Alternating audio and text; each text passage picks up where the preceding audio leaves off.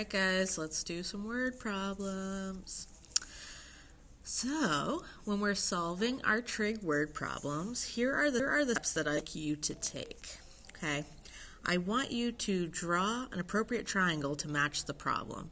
So that means that the appropriate triangle would be the triangle drawn the correct way. So sometimes it's going to be like that, sometimes it's going to be like that. Okay, however, it's going to be to match the situation. And I often find that it's good to draw out your situation so that you know what type of triangle it's going to be. So if you have somebody sitting on top of a tree, you know, looking down, that's going to be this type of triangle. And it's helpful to draw the tree, draw what they're looking at, so you know what the triangle is going to be. Okay?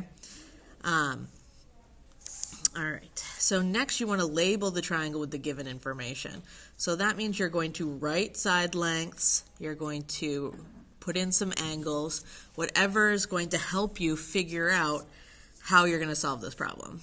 Then you're going to write an equation to solve for the missing information, use your trig functions, and then finally you're going to solve the problem, solve your equation, and write your answer out using the correct units. So these word problems are using the trig functions that we've been practicing, as well as some Pythagorean theorem. There's just a couple vocabulary words that I want to go over. First one is angle of elevation. You guys have already seen this word when you were doing your performance task on Sokotoa Mountain, but the angle of elevation is always going to be from the ground up. It's always from a horizontal line up, okay? It's always inside your triangle. So this is saying that you can think about it as how your eyes would move if you're standing and you're looking up to something. That is the angle of elevation. All right, so here, this x degrees is your angle of elevation. All right, the next vocabulary word is angle of depression. This is the trickiest one because it's usually inside your triangle. So here in this problem, you can see that somebody is at the top of a lighthouse looking down to a boat. Okay, the angle of depression is always from a horizontal line down, and so it's actually outside your triangle. Okay, so here this is talking about looking that this horizontal line here and this horizontal line are going to be parallel. So this line creates alternate interior angles. So this is also x degrees, okay? So that's why this is saying that the angle of elevation and the angle of depression are actually the same exact angle, okay? It just depends on where you're looking, where you're starting and what you're looking at. That determines which one is going to be in your problem, okay? So you can just take this angle of depression and put it in here as your angle of elevation for an angle inside your triangle. Or you know that this is going to be a right angle, so you could do 90 minus this angle to get this angle here. Whichever one you use, it's going to give you the same answer as long as you choose the correct trig functions to go with it. So let's look at some examples. So here is an example where we have a wire, okay, that's going to be from a tree down to the stake here. And it has an angle of elevation of 42 degrees, and you're looking for how high up on the tree it's going to be. So here is my angle. So I have my opposite and my hypotenuse. So I need to use sine. So here they set it up as sine of 42 degrees equals x over 8. You can just put this, multiply, put it in your calculator. They found the decimal for sine first and then multiplied by 8, either one. Here, example 2. This one is an angle of depression. So it's over here, and what they did I believe, is they looked for the angle and they moved it down here. So 40 degrees. You could use tangent because you have the height here, which is 45, and you're looking for how far away you are. So that's x, so it's going to be tangent. The hardest part with these problems is really drawing the picture and figuring out where values go. All right. So here's another example.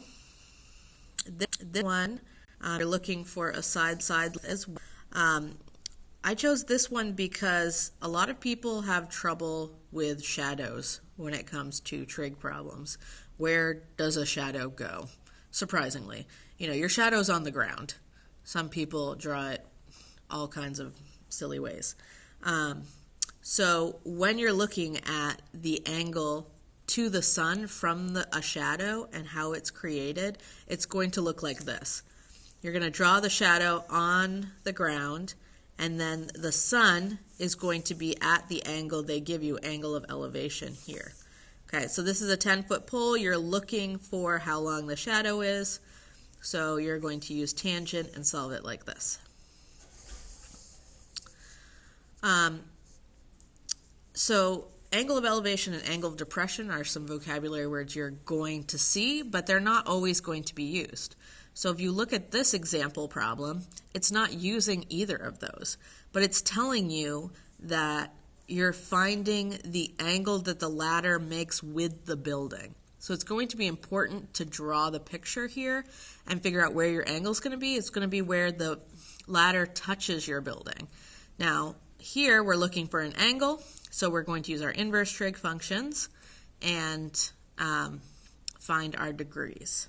All right, so if you have any questions, go ahead and make a comment. A few other things I've seen is I get a lot of questions about like planes taking off. The distance you traveled is usually the bottom line, okay? You don't really, if you're saying how far it is from here to the other side of the country, you don't measure like through the air. You measure on the ground.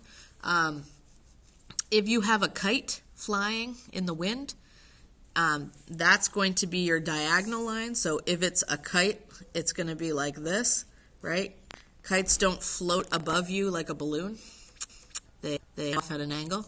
So that's another one that I see. And if you have any questions about how to draw anything for your word problems, just send me a message and I can help you.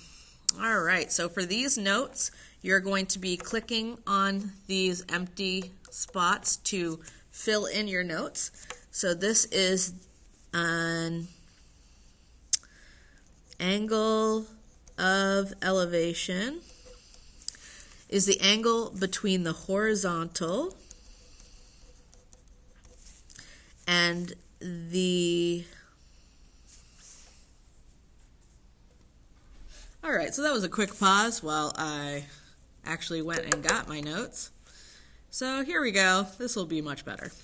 So angle of elevation. So an angle of elevation is the angle between the horizontal and the line of sight to an object when looking up. So here's our line of sight, here's our horizontal line, and that would be our angle of elevation, right? So now we're going to look at some problems. So for these problems, you're going to drag the values that you're going to label your triangle with, and you're going to drag your trig functions into the triangle. I just gave you a plain triangle, so it's going to be switched for this first one, so just reflect it. So here is Lisa standing at the bottom of this hill, and the angle of elevation to the top of the hill is 64 degrees, and the hill is 79 feet tall. That means that that's that vertical line, right? We don't measure how tall something is like this. We measure it like that. So here we're going to use sine, and we're going to need to do division, and you get 87.9 feet. I just wrote x equals because of space, but normally you could write that out in a sentence form. On this one, here is my lovely deer. Okay, I'll just zoom in on that work of art. Lovely deer standing 42 feet away from the base of a 75-foot tree, and we're looking for the angle of elevation. So here we're using tangent, and we have to use inverse tan, and you get 60.8 degrees. Okay, so make sure that you can get those in your calculator. Now we're heading over to the angle of depression. So go ahead and fill these in. Angle of depression is the angle between the horizontal and the line of sight to an object when looking down. So horizontal, line of sight, angle of depression. So in this situation, you could draw your triangle this way and your angle would actually be in your triangle. But if you drew your triangle this way, you would have to take that angle and put it here as your angle of elevation using alternate interior angles. All right, so here, this is a very common problem. People like to stand on cliffs. So here you're on a cliff, and you're looking at a boat that's 320 feet away from the base of the cliff, and the angle of depression is 27 degrees. So that comes here, and now we're looking at how tall you are, or the cliff is, how high you are. So here we're going to use tangent, we're going to multiply and get 163 feet. Here you're looking at a shadow, so like that example problem, our sun's going to be here, and the shadow is 388 feet long. The castle is 231 feet. You're looking for the angle of depression, which remember is the same as the angle of elevation. So using inverse tan, you get 30.8 degrees. All right. So if you have any questions, please message me. Otherwise, we can head over and work on those practice problems. I put in the draw function, but if you want to print them or draw this paper on there and pictures, that's fine as well. However you can get problems, I will take them.